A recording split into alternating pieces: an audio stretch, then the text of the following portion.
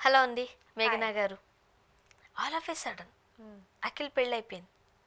అవునా? ఎప్పుడైందండి అది? పెళ్ళి పెళ్ళి పెళ్ళి అని తెలుసు మనకి. ఎంగేజ్మెంట్ కూడా అలానే జరిగింది. All of A sudden engagement అయిందని చెప్పారు. పెళ్లి డేట్ పెట్టుకోబోతున్నారు అని అన్నారు. అసలు పెళ్లి వార్తలే రావట్లేదు, క్యాన్సిల్ ఏమో అని కూడా అన్నారు. సోషల్ మీడియాలో చూడలేదు మనం ఈ వార్తలన్నీను. చూసాం. But all of A sudden పెళ్ళి అయింది. తెల్లారితే బ్రహ్మముహూర్తంలో తాళి కట్టారు ఆ అబ్బాయి. ఫస్ట్ ఆఫ్ ఆల్ పెళ్ళికి సంబంధించి మీరు మాట్లాడండి, నాకు కొన్ని డౌట్స్ ఉన్నాయి, విల్ డిస్కస్. ఓకే. ఫస్ట్ పెళ్ళికి సంబంధించి ఏం చెప్తారు? యాక్చువల్గా నాకు తెలిసి ఏమంటే ఫస్ట్ సార్ అంత గ్రాండ్గా చేయడం వల్ల అబ్బాయి ఫస్ట్ ఎంగేజ్మెంట్ వచ్చేసి ఇది ప్రాబ్లం అయిపోయింది. ఇంకా చాలా మంది నెగిటివిటీ ప్లస్ క్యాస్ట్ వైజ్గా ఒక నెగిటివిటీ, ఏజ్ వైజ్గా ఒక నెగిటివిటీ, ఇంకా జనాలు ఏడుస్తారేమో, మళ్ళీ దిష్టి పెట్టి మళ్ళీ వేణుస్వామి ఎక్కడ మధ్యలో వచ్చి వీళ్ళు కూడా అదే కదా, ఇంకా విడిపోతారు అనేసి ఆయన ఇంకేమన్నా ఇంకా మళ్ళీ అదొక కాంట్రవర్సీ అయిపోయి ఒక 2 days టైం తీసుకుని వస్తారేమో. వస్తారు. ఇప్పుడే కదా పెళ్ళి, ఇప్పుడే కదా అయింది. 2 days అయిన తర్వాత జాతకం చూస్తారు, అప్పుడు చెప్తారు. అందుకనేసి అంత అంటే ఇప్పుడు పెళ్ళి అంటే 10 మందిని మనం ఎందుకు పిలుస్తాము అని అంటే వాళ్ళ ఆశీర్వాదంతో ఆ కపుల్ జీవితకాలం హ్యాపీగా ఉండాలా అన్న ఒక బ్లెస్సింగ్స్ కోసము మనం అంత ఖర్చు పెట్టి 100 మనకి ఇష్టమైన వాళ్ళని, బంధువులని, స్నేహితులను పిలిచిన ఒక సెలబ్రేట్ చేసుకోవడమే పెళ్ళి. ఇప్పుడు దానికన్నా పెళ్ళి అన్న వర్డ్ ముందుకు వచ్చింది అనుకోండి, ఎస్పెషల్లీ నాగార్జున సార్ వాళ్ళ ఇంట్లో ఏ విషయం ముందుకు వచ్చినా దాన్ని కాంట్రవర్సీ చేయడానికి 100 మంది కట్టకట్టుకొని వస్తున్నారు. అవును. ఇప్పుడు దానికి భయపడి ఇంకా ఒక నెగిటివిటీలో వద్దు, ఒక సైలెంట్గా అనుకొని వాళ్ళకి తెలిసి ఒక 2-3 ఫ్యామిలీని పిలిచి పెళ్ళి చేసేసి గ్రాండ్గా రిసెప్షన్ చేయాలని నాగార్జున గారు డిసైడ్ చేసుకున్నట్ల నాకైతే అనిపించింది. యా, పెళ్ళి ఒక రకంగా చెప్పాలంటే మంచి అనుభూతి, ఫ్యామిలీలో కొత్త కోడలు రావడం చాలా హ్యాపీ మూమెంట్ అదంతా. సో ఆ ఫ్యామిలీకి సంబంధించి మనం మాట్లాడుకోవద్దు, కానీ ప్రస్తుతం బయట ఉన్న టాక్ గురించి విల్ డిస్కస్ అన్నట్టు. ఇప్పుడు ఒక హిందూ అబ్బాయి అఖిల్, ముస్లిం అమ్మాయి జైనబ్, బట్ హిందూ సాంప్రదాయంలో పెళ్లి జరిగింది. కొంతమంది మాట్లాడుతున్నారు, అఫ్కోర్స్ మనం మాట్లాడకూడదు, బట్ కొంతమంది మాట్లాడుతున్నారు ఎందుకు హిందూ సాంప్రదాయంలోనే చేసుకోవాలి, అబ్బాయి కాబట్టా? అక్కడ కూడా అబ్బాయి దగ్గర అమ్మాయి తల వంచాల్సిందే అయినా. ఇప్పుడు ఇక్కడ పాయింట్ ఏంటంటే అండి, ముస్లిమ్స్ చాలా వరకు కన్వర్జన్ మ్యారేజ్ చేసుకోరు. వాళ్ళు ఇంటర్ క్యాస్ట్ చేసుకున్నా కూడా ఎవరైనా సరే వాళ్ళ ముస్లిమ్స్లో కన్వర్ట్ అయితేనే వాళ్ళు పెళ్లి చేసుకుంటారు. అంటే ఒకటి అబ్బాయి అనుకోండి, అమ్మాయిని అలా కన్వర్ట్ చేపిచ్చి చేసుకుంటారు, చాలా మంది ఉన్నారు అట్లా. కానీ అమ్మాయి ముస్లిం కదా, మేబీ అందు గురించి ఆ ఫ్లెక్సిబిలిటీ ఇచ్చారేమో.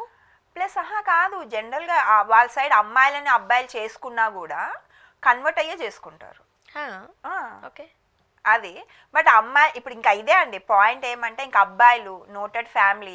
ఇప్పుడు ఇక్కడ ఏంటంటే అండి, మనం గమనించాల్సింది ఏంటంటే, ఒక celebrity families, political families, celebrity families ఒక్కటి ఏం చూస్తారు అంటే వాళ్ళ లావాదేవీలకి ఇంపార్టెన్స్ ఇచ్చుకుంటారు. ఈ కులాలు, మతాలు, పేర్లు, కన్వర్జన్లు వాళ్ళకి అంత ఇంపార్టెన్స్ ఇవ్వరు. అంత మాటనే సరే, నిజం. బిజినెస్ యాంగిల్లో చెప్పారు ఈ పెళ్ళిని మీరు. పాయింట్ అంతే. మళ్ళీ అడుగుతా, వాళ్ళిద్దరిది లవ్ మ్యారేజ్, అక్కడ ఏజ్ డిఫరెన్స్ ఉంది అని కూడా చాలా మంది అంటున్నారు. కొంతమంది చాలా పెద్ద ఏజ్ గ్యాప్ అంటున్నారు, కొంతమంది అంత కాదు అంటున్నారు. But there is some age gap. ప్రేమతో పెళ్లి చేసుకున్నారు వాళ్ళు, ఇష్టంగా కుటుంబాలు కలిసి పెళ్లి చేశాయి. మీరు బిజినెస్ లావాదేవీలు చెప్తున్నారు. అంటే ఇప్పుడు బిజినెస్, ఇప్పుడు వాళ్ళ నాగార్జునకి వాళ్ళ ఆ అమ్మాయి వాళ్ళ ఫాదర్కి బిజినెస్ పర్పస్గానే పరిచయం కదా, అలానే వీళ్ళిద్దరూ బిజినెస్ ఫ్యామిలీస్గానే వీళ్ళిద్దరు పరిచయాలు, అప్పుడే వాళ్ళకి ప్రేమ అయింది. బట్ వీళ్ళిద్దరు పర్సనల్గా ప్రేమించుకున్నాక వాళ్ళు కలవలేదు. ఫస్ట్ నాగార్జున గారు వాళ్ళ వియ్యంకుడు ఫస్ట్ బిజినెస్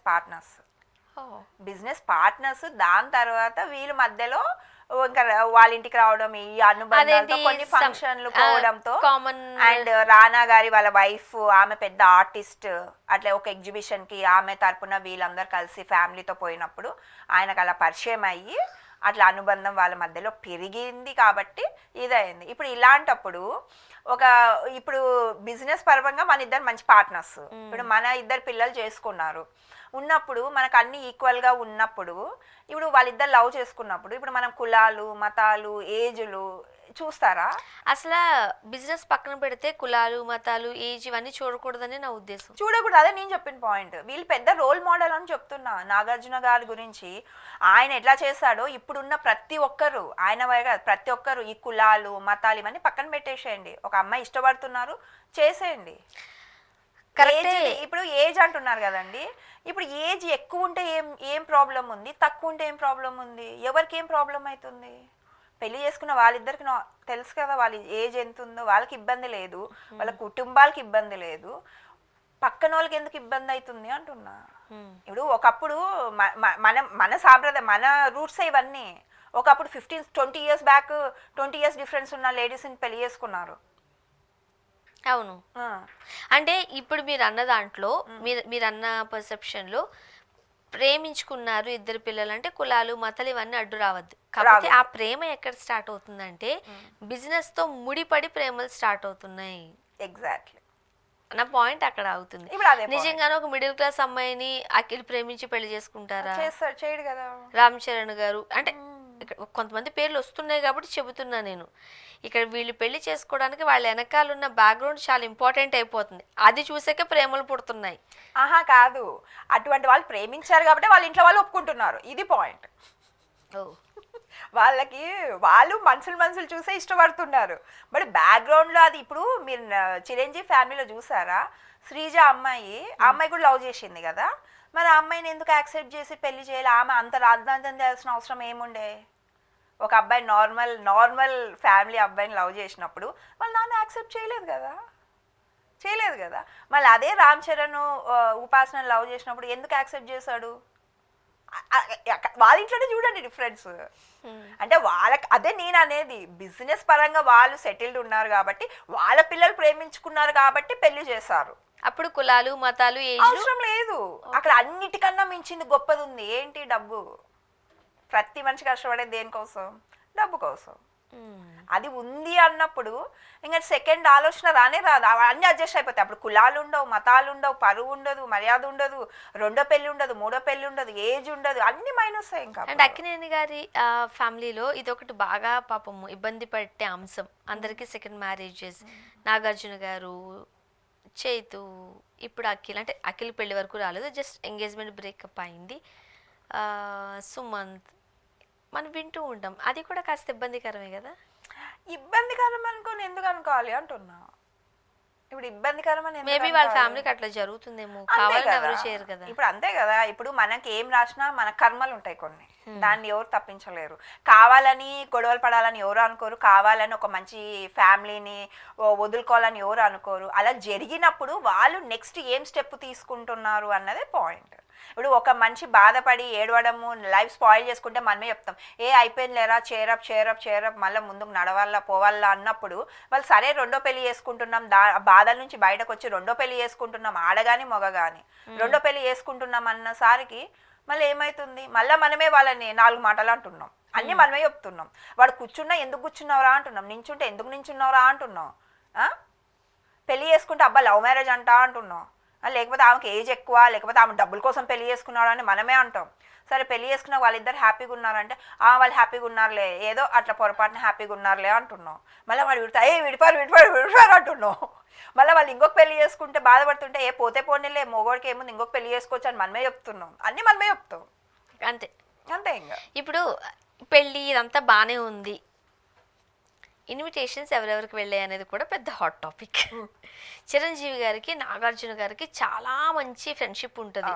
మనం బిగ్ బాస్ చూడండి, ఖచ్చితంగా ఆ ఫైనల్ ఆ ఎపిసోడ్స్లో చిరంజీవి గారు వచ్చి 4 మాటలు మాట్లాడి వెళుతూ ఉంటారు, సాధారణంగా మనం చూస్తూ ఉంటాం. బట్ ఇన్విటేషన్ ఏపీకి డిప్యూటీ సీఎం పవన్ కళ్యాణ్ గారికి ఇవ్వలేదంట కార్డు. అవునో కాదో నాకు తెలియదమ్మా. ఇవ్వలేదు, నిజంగానే ఇవ్వలేదా? ఎందుకంటే మనకు యాక్చువల్గా అది మీడియా కవరేజ్, మ్యారేజ్కి కూడా మీడియా కవరేజ్ లేదు. ఒక 5-6 ఫ్యామిలీ, ఒక 2-3 ఫ్యామిలీల కన్నా ఎక్కువ ఇన్విటేషన్ లేదు.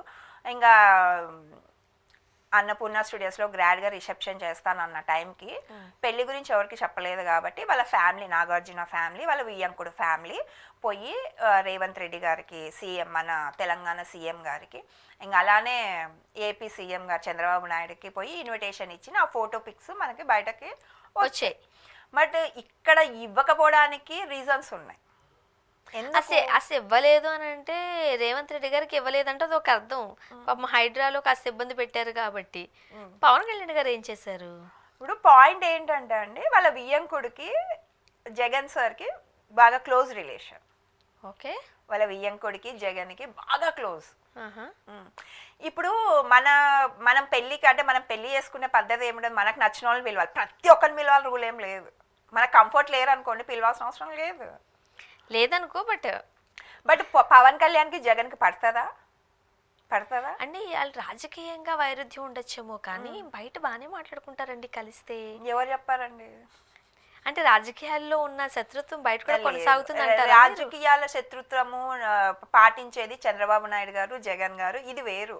బట్ పర్సనల్గా జగన్ గారికి పవన్ కళ్యాణ్ గారికి జగన్ గారు అంటే ఉన్న అది ఏమో తెలియదు, ఆయన పర్సనల్ గ్రడ్జ్ లాగా, ఒక పర్సనల్ గ్రడ్జ్ లాగా ఆయనకు ఉంది. ఎక్కడ ఎందుకుందో మనకు అది ఆయన చెప్పాలి కానీ మనకు లేదు. అది రాజకీయ విరోధం అయితే కాదు, ముందు నుంచే. అసలు యాక్చువల్లీ ఈ విరోధాలు కూడా నేను అనను, ఎందుకంటే మనం చాలా సందర్భాల్లో అసెంబ్లీలో కొట్టేసుకుంటారు మంత్రులు, ఎమ్మెల్యేలు మాటలు అనేసుకుంటారు, అది రాజకీయం. బట్ అది క్యాంటీన్కి వచ్చిన తర్వాత అన్న మాట్లాడుకుంటారు, అది రాజకీయం. ఒక రకంగా చెప్పండి అది హెల్దీ కూడా.